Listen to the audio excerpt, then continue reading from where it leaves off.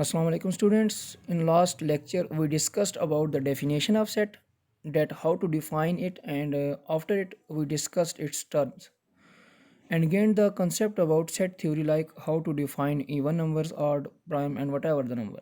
In this lecture we will learn that how to recognize operations on sets, and after it we will see that how to perform operation on sets. So we start the definition of union of sets. The union of two sets A and B, written as this A union B, consisting of all elements which are either in A or in B or in both. So this is the definition of union of sets. So अब हम इसको mathematically देखते हैं कि हम इसको कैसे define करते हैं, इसकी डेफिनेशन क्या थी. Suppose we have two sets 1 2 3 4. आपके पास एक सेट A है, similarly B 7 8 and 9. Now we want to find the union of both two sets. तो हम इसको ऐसे लिखेंगे A union B.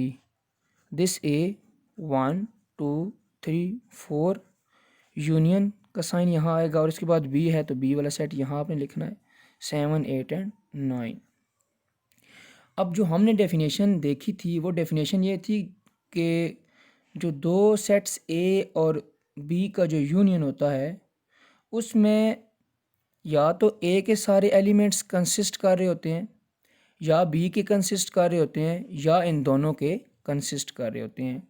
इसकी एग्जांपल अगर मैं देता हूँ या मैं इसको एक्सप्लेन करूँ तो ये होता है कि जो यूनियन होता है वो इसमें सारे एलिमेंट्स होंगे जो A में भी मौजूद होंगे और B में भी मौजूद होंगे. मीन कि आपने इसको क्या करना है, कंबाइन करके A के सेट में A और B के एलिमेंट्स को लिख देना है.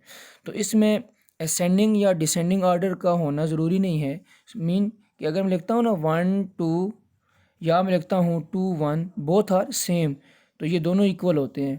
तो इसमें जो है ना अरेंज करना ज़रूरी नहीं है, लेकिन अगर अरेंज करके लिख दें तो ये अच्छी बात है. सो अब हम देखते हैं कि हम A यूनियन B को कैसे लिखेंगे.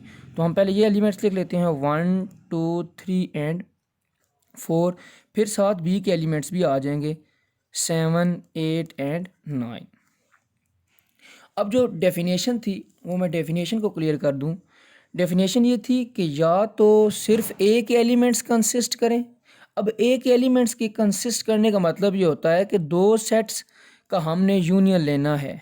सपोज़ मेरे पास एक सेट है 1 2 3 A, जबकि मेरे पास जो दूसरा सेट B है वो 5 है.